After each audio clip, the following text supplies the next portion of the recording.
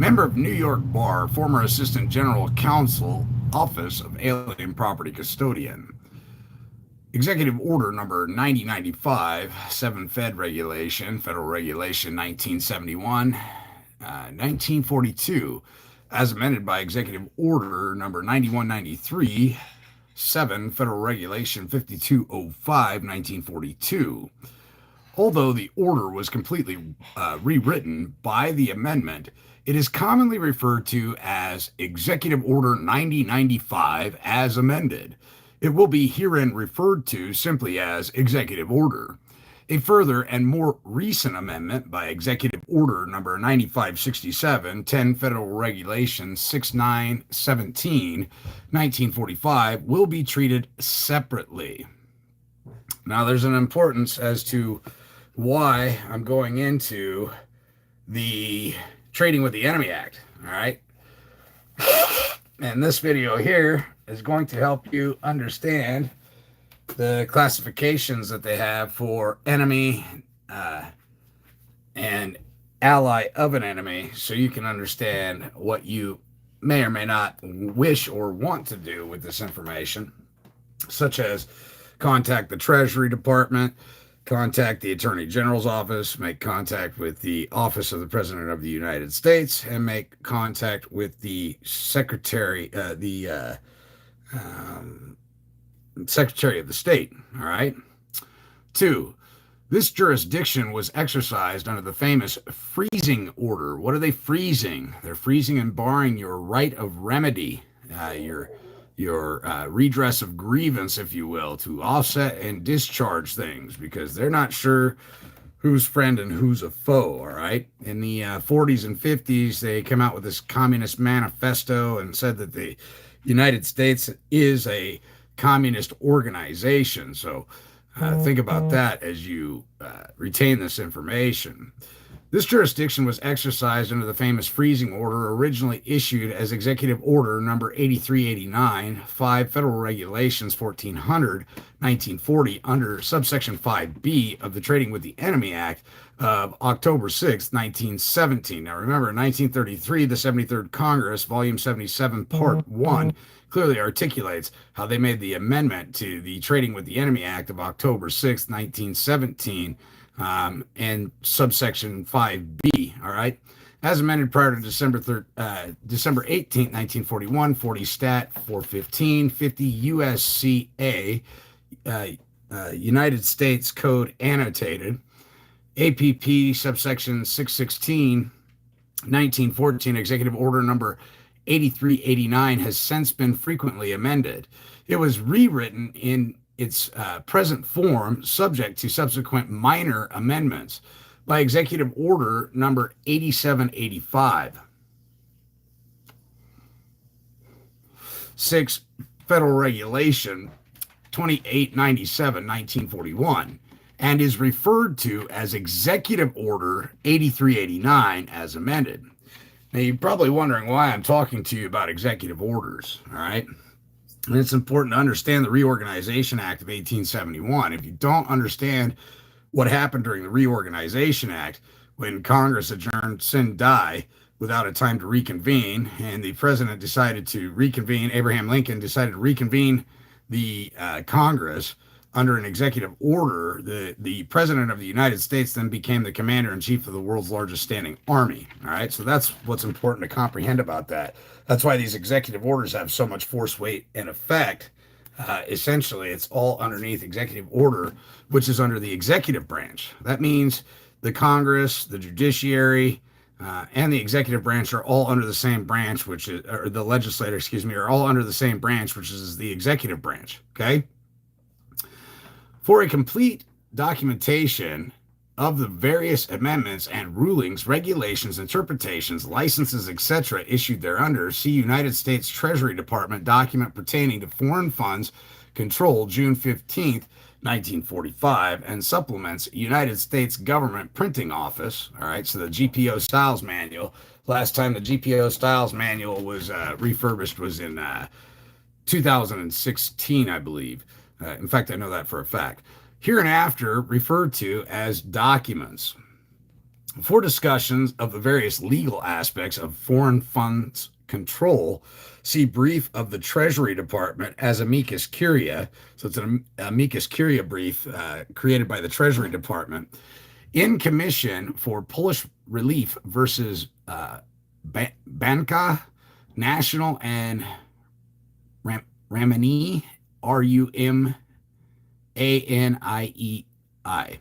288 New York, 33243 NE 2D 345 1942. United States Treasury Department Administration of the Wartime Financial and Property Controls of the United States Government 1942, hearing on H.R. 4840 before Subcommittee Number 1 of the Committee on the Judiciary 78 Congress, Second Session 1944, entitled Administration of Alien Property. Reeves, The Control of Foreign Funds by the United States Treasury, 1945, 11, Law and Contempt Probe, 17, Luter, Unfreezing of Foreign Funds, 1945, 45, COL Revised, 132. 3. Generally speaking, the custodian was given jurisdiction over foreign property and interest where, because of their nature, exercise of affirmative, active powers of ownership, management, or supervision was considered necessary, as distinguished from the comparatively negative, passive, blocking, and freezing controls exercised by the Treasury. See letter of transmittal by the custodian to the President of the annual report of the custodian's office for fiscal year ending June 1944 hereinafter, referred to as Custodian's 1944 report. In page 2 of such report, Myron, the worker of the Alien Property Custodian, 1945, 11 Law and Contempt, Probe 76, Hearing Supra, Note 2. 4.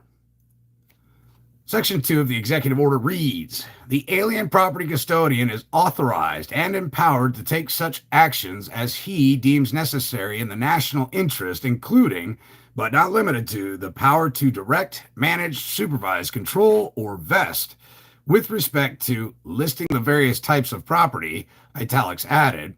The language indicates the basic distinction between the jurisdiction of the custodian and the Treasury. The former's is discretionary, limited as to property, and requires positive, affirmative, and specific administrative actions to become operative. The latter's, under Executive Order number 8389, as amended, is automatic, non-discretionary, and residual. The exercise of jurisdiction by the Treasury through general and special licenses, rulings, etc., is discretionary, however. Section 5.2a of the executive order, a business enterprise is any individual, partnership, proprietorship, partnership, corporation, or other organization primarily engaged in or to the extent that it has an office in the United States engaged in the conduct of business within the United States. The term enemy, unless the context otherwise requires, will hereinafter be used for the longer term designated enemy country as defined in subsection 10b of the executive order. Section 2b gives the custodian the same jurisdiction and powers over foreign non-enemy business enterprises, provided he certifies to the Treasury that it is necessary in the national interest. Okay, they're always claiming that it's a matter of national interest, okay, to exercise the same. The non-enemy business enterprise over which the custodian has asserted his authority are confined to those in which nationals of enemy-occupied countries have interests, and the custodian has limited his action to the exercise of supervision only without vesting ownership interest. They represent only a small fraction of the total business enterprises under his control. Custodian's 1944 report 6 through 7, 1945 reports 11 through 12. 6. Section 2C of the executive order refers to this as any other property of enemy nationals, except liquid property and intangibles, which were left under Treasury jurisdiction unless and until the custodian determined that such property was necessary for the maintenance or safeguarding of other property of the same enemy national, subject to vesting under other sections of the executive order. This exception was removed as to German and Japanese property by Executive Order Number 9567, 10 Federal Regulations 6917, 1945. See Custodian's Report 1945, Report Chapter 1. 7. Section 2D of the Executive Order copyrights and trademarks and applications, contracts, rights, and other interests relating to all three are likewise included. 8. Section 2F of the Executive Order, Section 2E, gives the custodian jurisdiction over foreign ships. See Custodian's 1944 Report 10, 127 through 128, and 148. North Prize Law Reconsidered, 1946, 46 COL Revised 69. Public Act Number 354, 77th Congress, Session 1, 55 Stat 838, Title 50, United States Code Annotated, APP, subsection 616, 1941. For the legislative history and intent, see House Resolution Report Number 1507, 77th Congress, First Session, 1941. 3, Senate Report Number 911, coincidence? I don't think so. 77th Congress, First Session, 1941. 287 Congress Record 9801, 9828, 9855 to 9868, 9893 to 9895, 9946, 9947, all of the year 1941. See also Lowry, the Trading with the Enemy Act, 1943, 42 Michigan Law Review, 205. 10. The total amount of foreign-owned property and interest of all types in this country prior to the war has been estimated at $15.5 billion, of which somewhere between 7 and 9 billions at one time or another have been subject to the blocking and freezing controls of the Treasury Department. These two figures include property and interest owned by Allied, neutral, enemy-occupied, and enemy countries and their nationals. Total enemy property and interest discovered in this country has been estimated at slightly over $1.5 billion. This is in 1945. Much of it has been concealed or cloaked, and additional items are still being brought to light. The custodian has vested total property and interest of about $250 million, excluding some 46,000 patents, 200,000 copyrights, and 400 trademarks, and miscellaneous contract rights and interest therein also vested, upon which no valuation has been placed by the custodian's office. Total property and interest subject to direct or indirect control of the custodian's office are in excess of $400 million, however, not counting some $85 million of enemy business enterprises assets located in enemy and enemy-occupied countries, which, until the end of the war at least, could scarcely be considered under the effective control of the custodian. See Hearing Supra Note 2 and Custodian's 1944 Report, Chapter 3, and pages 34, 38, and 1945 Report, Chapter 2, pages 17 through 26, wherein the information appears in statistical detail. 11. An additional 30 million consists of assets of business enterprises owned by nationals of enemy and enemy occupied countries under the custodian supervision, but in which no interest have been vested. See Custodian Report 1944 40, 1945 Report 56. For more detailed descriptions, see Custodian 1944 Report, Chapter 5, 1945 Report, Chapter 3.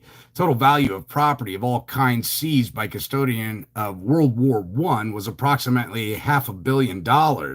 See Hearing Supra Note 2, page 70. See Custodian's 1943 Report, 12 through 14, 1944 Report, 416, 1945 Report, 210, 32, 42. 15. See Custodian Statement at the hearings on Senate Resolution 107, 78th Congress, and Senate 146, 79th Congress before a subcommittee of the Senate Committee on Military Affairs, 79th Congress, first session, June 28th and 29th, 1945, entitled Elimination of German Resources for War at 580 ET-SEQ. See also Reeves OP-CIT Supra Note 2 at 52 ET-SEQ. The Custodian's 1944 Report 28 through 29, 1945 Report 8. See Lowry, The Trading with the Enemy Act, 1943, 42 Michigan Law Review 205, 210 through 211, 1943. See the statement of Ansel F. Loxford, Assistant General Counsel of the Treasury Department for Foreign Funds Control, at Hearing Supra Note 2, pages 69-73, and Committee Report Supra Note 9. The bill was introduced, passed, and signed with record speed 11 days after Pearl Harbor. It does not, however, show convincing signs of draftsmanship as hasty. 18.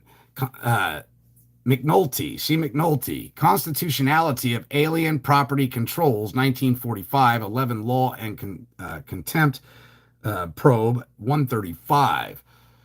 Aside from a few provisions limited in the terms by specific dates of effectiveness or applicability, there is little in the statute to indicate that the Congress did not intend it to apply to any war, present or future, in which the United States found itself engaged. See, for example, the definition of enemy and ally of enemy, and of the beginning and end of the war, of a war.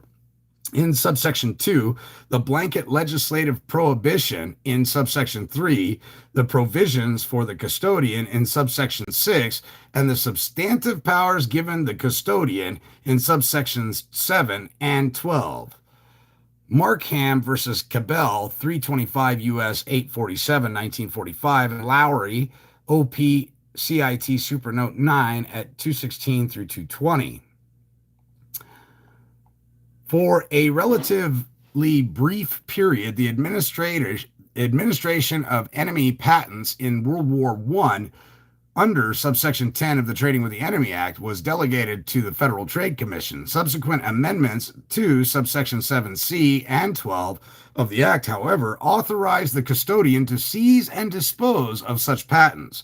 See Fairbrecke versus Chemical Foundation, 283 U.S. 152, 1931, and Hicks versus Anchor Packing Co., 16F 2D 723 CCA 3D 1926.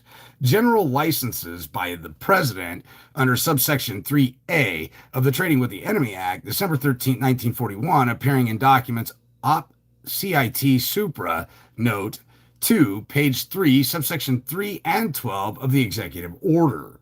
The executive order, however, nowhere expressly confers on the custodian the powers formally given him by statute under subsection 7 and 12 of the Trading with the Enemy Act. There may even be questions whether the office of alien property custodian created by executive order was intended to be the same as the alien property custodian provided by subsection 6 of the statute. The Treasury also having vesting power but must turn over vested property except that belonging to a foreign government or central bank to the custodian for administration under subsection 3 of the executive order. See Dole's The Vesting Power of the Alien Property Custodian, 1943, 28 Corn, LQ 245, Carlston Foreign Funds Control, and the Alien Property Custodian, 1945, 31 Corn, LQ1, McNulty, Opsit Supra, Note 18. Such decisions dealt with the effect of a taking by the custodian against former owners or third parties, the conclusiveness of his findings, his status as an individual owner, mortgagee, creditor, stockholder, partner, patentee, or licensor under federal and state law, his powers of administration, liquidation, or disposition of seized property under federal and state law, his obligation to claimants and suitors. Saving to suitors clause? That is, insofar as the custodian's vesting power under Executive Order number 9095, as amended by 9193, is concerned. The further amendment by Executive Order number 9567 involves a substantial extension of the custodian's vesting power, which is largely beyond the scope of this article. See Note 6 Supra. 28. McCam versus Cabell. I'm going to skip all the notations there. You can read them if you want. Section 29.5b gives the custodian, as the delegate of the president, broad power to investigate, regulate, direct, and compel, nullify, void, prevent, or prohibit any acquisition, holding, withholding, use, transfer, withdrawal of, or dealing in, or exercising any right, power, or privilege with respect to or transaction involving any property in which any foreign country or a national thereof has any interest by any person, or with respect to any property subject to the jurisdiction of the United States. The statute further provides that any property or interest of any foreign country or national thereof shall vest when, as, and upon the terms directed by the President in the custodian, and such interest or property shall be held, used, administered, liquidated, sold, or otherwise dealt with in the interest and for interest of and for the benefit of the United States. And any and all incidental powers for carrying out the statutory mandate are granted.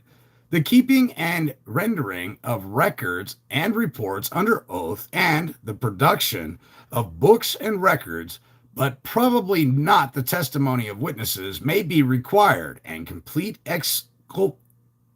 exculpation from liability is given to anyone complying with any rule, regulation, instruction, or direction of the custodian.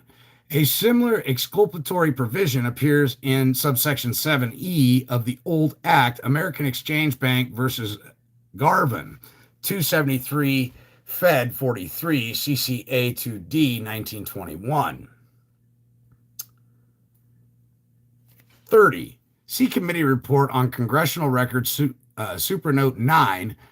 This distinction is not so carefully or clearly preserved. However, in the delegation of these powers from the president to the custodian, see Carlston OPCIT Supra, Note 25, number 31, Section 10 of the Executive Order. These are the foreign countries against which the United States has declared the existence of a state of war. Such nationals are hereinafter referred to as enemy nationals, for a different use of the term enemy national.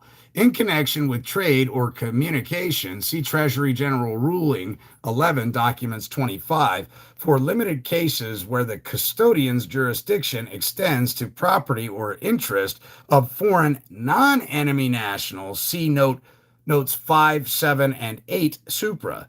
So even the jurisdiction expands to non-enemy nationals. That would be your right of recoupment for the gold that was taken in 1933, where they issued you a certificate, right? A stock certificate, a certificate of indebtedness. And this is what I'm trying to point out to you with these videos, is to show you that you need to make a claim. And you need to show them who you are and what you are not, because they're presuming and assuming by default you're a United States citizen, which is an enemy belligerent combatant of their organization. All right. They stole from you. All right. A small debt creates a debtor. A large debt creates an enemy. Let me tell you something. Every last fucking one of you is considered an enemy belligerent combatant. All right. 32. The definitions have likewise been implied, ratified by Congress in subsection 302 of Title III of the First War Powers Act, 55 Stat 840, Title 50 U.S.C. subsection 617, 1941, see United States versus Curtis Wright, 299 U.S. 304, 1936, United States versus Von Clem, 136 F2D 968, CCA2D 1943, indicating that in the field of foreign affairs, so that's your FOM manual, foreign affairs or FAM manual, foreign affairs manual, okay? In the field of foreign affairs, especially in time of war, the delegation of power to the executive is far broader than in peacetime domestic affairs. Now, as long as I can remember in my lifetime, we've always been at war. Been at war with poverty, been at war with drugs, been at war with homelessness, been at war with God knows what, been in war in Iraq, been at war with everything. As long as I can remember, the United States, it's always at war. Always at war. Why? Because war is profitable. War gives them the ability to seize your property, all right, and capitalize on it. And if you don't know enough to go back and make claim to your property and show that you're not an enemy belligerent combatant, that you're not a U.S. citizen, that you're a non-enemy, that you're not assisting or aiding and abetting any foreign nation in an aggravated attack against the United States, then they keep all your property, all right? And you will forever be a fucking debt slave. That's just how it works, all right? So they're enslaving you guys because you don't have the knowledge to stand up, but I'm giving it to you right here. 33, Section 5E of Executive Order 8389. Again, executive orders are all under military edicts, military direction, military dictatorship. I don't care how the fuck you want to spin it. Executive orders are military. So for all you guys out there saying that you're not under martial law, you're completely and utterly full of fucking horse shit. All right. As amended, national is, of course, the basic term. Foreign, non-United States is clear enough. A third classification, intermediate between foreign and designated enemy, appears as foreign country designated in this order.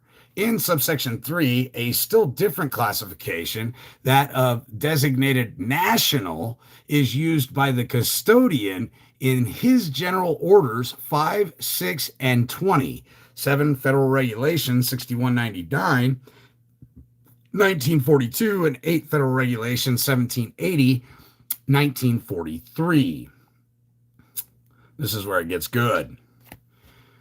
34. Person includes partnership, association, corporation, or other organization, subsection 5C of Executive Order 8389 as amended. 35. 25% is the unofficial rule of thumb minimum generally adopted both by the Treasury and the custodian's office in determining whether a business enterprise or other organization comes within respective regulatory powers. Now, all banks within America are in fact foreign, ladies and gentlemen. If you're filling out applications with these banks and you're doing business with all these different entities and you don't know if they're from China, you don't know if they're from Russia, you don't know if they're from Germany, you don't know where these businesses are from. They may be registered in the United States, but you have no idea who the owners are. So in that, you may actually be doing business with foreign entities that are against the United States that you had no prior knowledge of. All right. And because of that, you're supporting these businesses and you have a vested interest in them because everything that's registered through the Secretary of State's office, you have a vested interest in. You're supposed to be getting dividends and derivatives from because we are floating the government. They took all the gold and silver, created a trust. We are the beneficiaries of that said trust, all right? And we are supposed to be getting dividends and derivatives. But yet we're doing business with all these entities that we don't know who they are. We're not asking for their W-9s. We're not getting the proper tax information to vet these people that we're doing business with, especially the banks. And because of that, the alien property custodian considers you an enemy and just seizes all your assets and property and holds on to it all. All right? Might be wise to get a hold of them and let them know who the fuck you are. All right? So, moving on. It is not prescribed as a minimum by the statute or either executive order, and under special circumstances, small percentages have been considered sufficient. Custodians Report 1944, Report 925. Either agency can, of course, regulate or vest, as the case may be, the interest itself, regardless of the smallness of its size. Prior to the amendment of the executive orders by Executive Order 9567, the custodians generally followed a policy of vesting interest in business enterprises only when they were substantial and represented under the respective circumstances actual or potential direct or indirect control of the enterprise. It may reasonably be expected that all interest of German and Japanese nationals in business enterprises will now be vested, however small. See Note 6 Supra of the Custodians 1945 Report 31. For a definition of control, see Daimler Co. versus CONT1 or L, Tire and Rubber Co. AC 307, 344 through 345 in 1916. 36. Subsection A of the statute, making it unlawful to trade directly or indirectly on behalf of or for the benefit of an enemy. Presidential Proclamation 2497 of July 17, 1941. Let me tell you, those proclamations have force, weight, power, and effect, ladies and gentlemen, after 1933 per the 73rd Congress, Volume 77, Part 1, when they stated under the Trading with the Enemy Act, 5B would be rewritten and accepted as in time of war or national emergency by proclamation, any rule, regulation, order, ordinance created by the President of the United States has the force, weight, and effect of law. All right? Of July 17, 1941, 6 Fed Regulation 35555 authorizes the publication of the proclaimed list of certain blocked nationals. So it seems like they're being vague and ambiguous right here, but there are certain blocked nationals. Are you one of those blocked nationals by default? Do you know whether or not you're being blocked from your assets? Okay, because I'm going to be real with you. American nationals, the real people of this nation that are protected by the federal government, all right, that aren't U.S. citizens, are in fact being blocked from their right of redress of grievance and remedy, because enemies can't sue, and enemies or potential enemies cannot submit evidence into a court. All right, and we'll get into that a little bit later, i.e., persons who were deemed to be within this subsection or under the control provisions of the one immediately preceding. Presence on the proclaimed list was sufficient in itself. However, to constitute a person an enemy national, the custodian must make a separate determination to such effect under Executive Order 9095 as amended.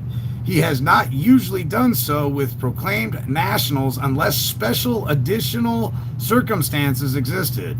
Custodians 1944 Report 8 through 9, the proclaimed list was withdrawn July 8, 1946, 11 Federal Regulations 7567. Now, if you believe that list was withdrawn, you are sadly mistaken. They didn't withdraw the list. Everybody went on the list, okay?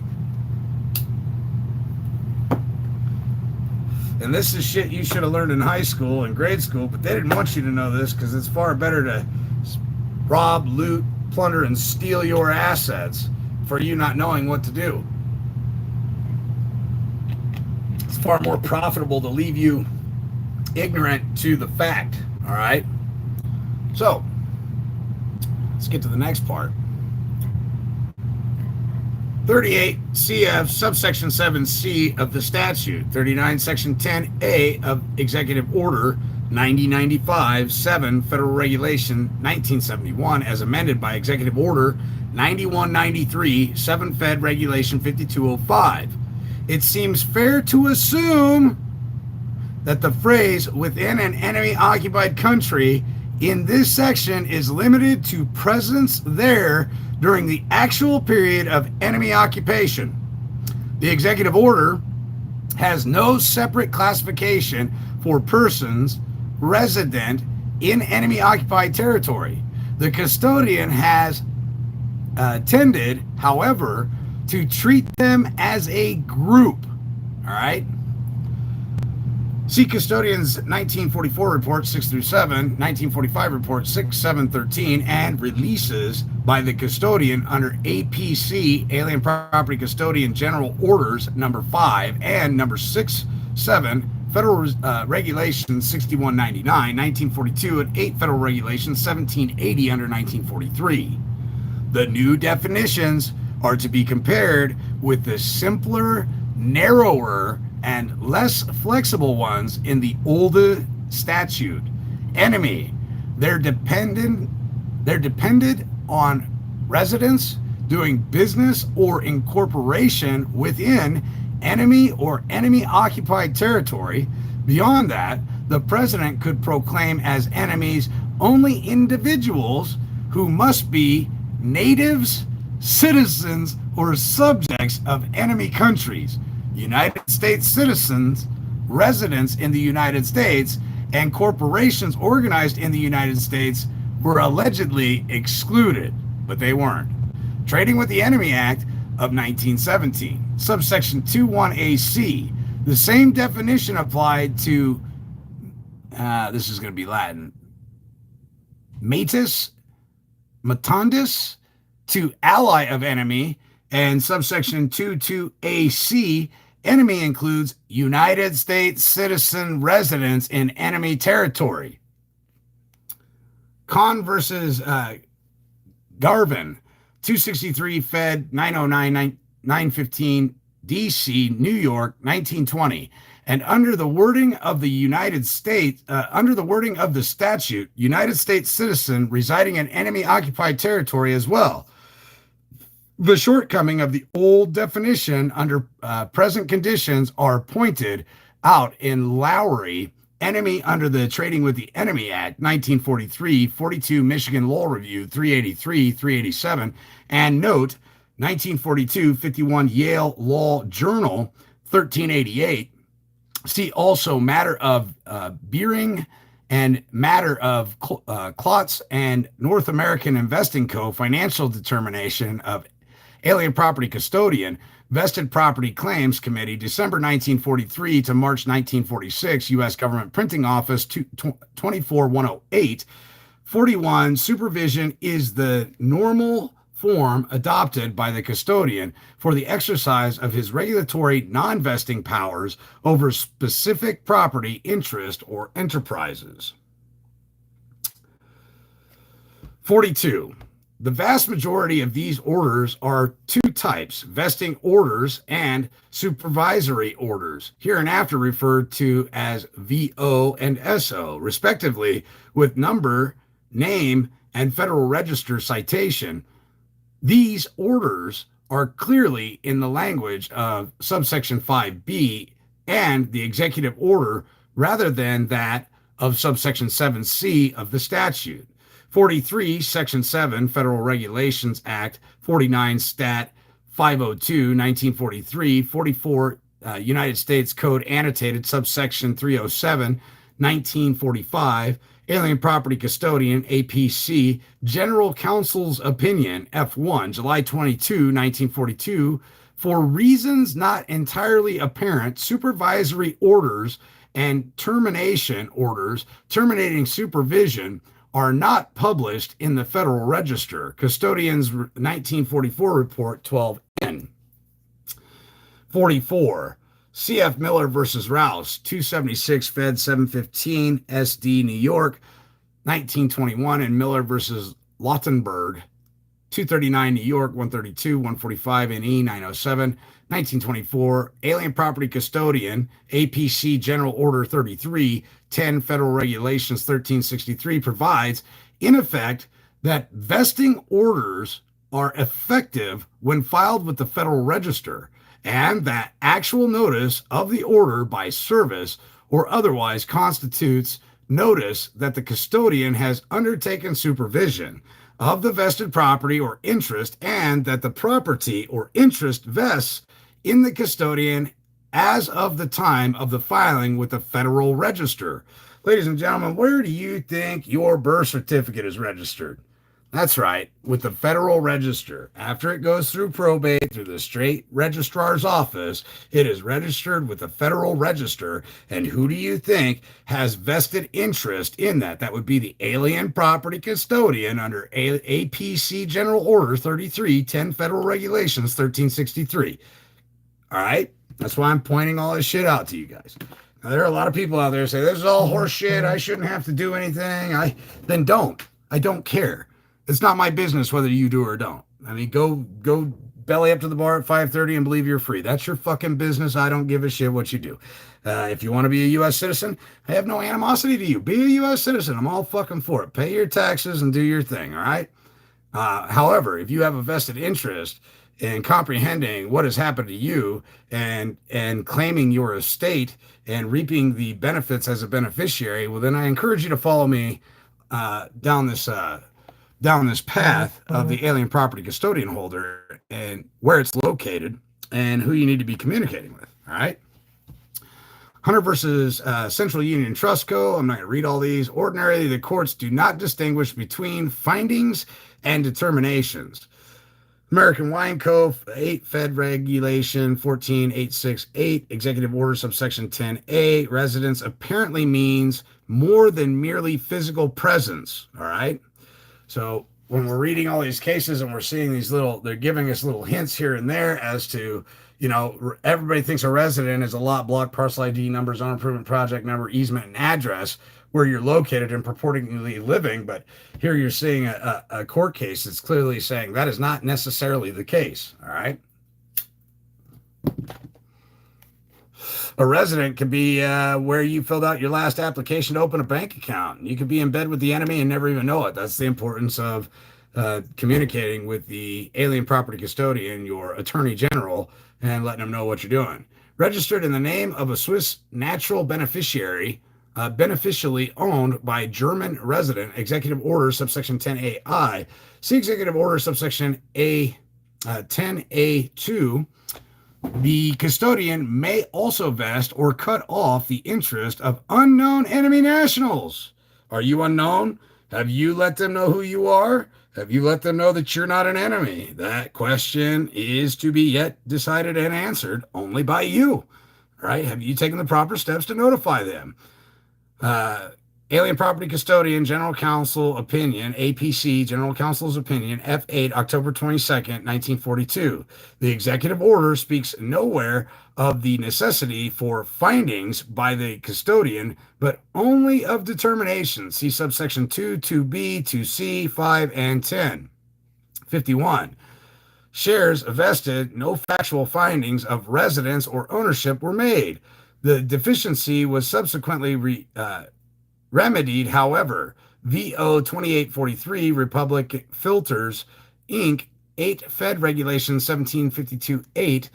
These blanket determinations, they're blanket determinations because they don't know who you are. You haven't come forward. You haven't announced yourself. You haven't made a statement, okay? And perhaps it might be of beneficial use to go study Law of Nations 192 Articles of Surrender, or maybe it'd be best for you to study the treaty, declaration or articles or affirmation or affidavit of amnesty oath. Okay, might be wise to go look at these things. They're in other videos that I'm talking to you guys about. So these blanket determinations are invariably made, regardless of the presence of fact finding of place of residence. 8 Fed Regulation 240, 2452 VO 346, 347, Ammer-Lux Steel Corp, and Amendment 7 Fed Regulation 11033, 8 Fed Regulation 33, 6187, 9 Fed Regulation 815, and Supernote 47. Under subsection 10A, the executive order, unless the person is within enemy territory or is an enemy citizen or subject and within enemy occupied territory, such additional determinations by the custodian are necessary to make such person an enemy national. Custodians 1944 Report 5-6, 1945 Report 4 and 5. The orders usually contain a final recital that the custodian has made all determinations and taken all actions after appropriate consultation and certification required by said executive order or act or otherwise for an interesting vesting containing a variety of findings and determinations covering a number of different facts, situations. CVO 14, Spur Distributing Co. 7 Fed Regulation 4399 as amended and supplemented July 11th, 1944, 9 Fed Regulation 8083. The original vesting was before the amendment to the executive order and recited that the shares of stock registered in the name of one non-enemy and deposited with another as collateral for a loan made to Fritz von Opel are the property of nationals of a foreign country designated in Executive Order number 8389 as amended as defined therein, and that the action taken herein is in the public interest and hereby directs that such property, including any and all interest herein, shall be and the same hereby is vested in the alien property custodian. Okay? We've always been in a time of war, ladies and gentlemen. Commerce, the very essence of the law of merchant is war. Okay? And to put it in your head, to give you an illustration of this, let's say you've got a water heater that goes out, or a heating and air unit goes out. Well, what are you going to do? You're going to call a multitude of people that are going to compete. They're going to be at war. Frank's going to say he can do it for $2,200. Bob's going to say he can do it for $2,100. Tina down the road is going to say she can do it for a flat $2,000. That's war, ladies and gentlemen. They're always at war. Now, the question is, are they aiding and abetting enemies? Are they getting loans from foreign banks, from other countries or whatever, and the alien property custodian is taking control over all of it because it's in the best interest of the public? And the public, mind you, ladies and gentlemen, is not you. It never has been you. That's why cops will show up to Walmart in 5 fucking seconds, but when you call them to come to your house, it'll take them 30 fucking minutes. All right, the public is commerce. They're protecting their interest in financial revenue and gain. All right, that has not fuck all to do with you and your life. They've got a life insurance policy on you. You're worth more to them dead than you are fucking alive.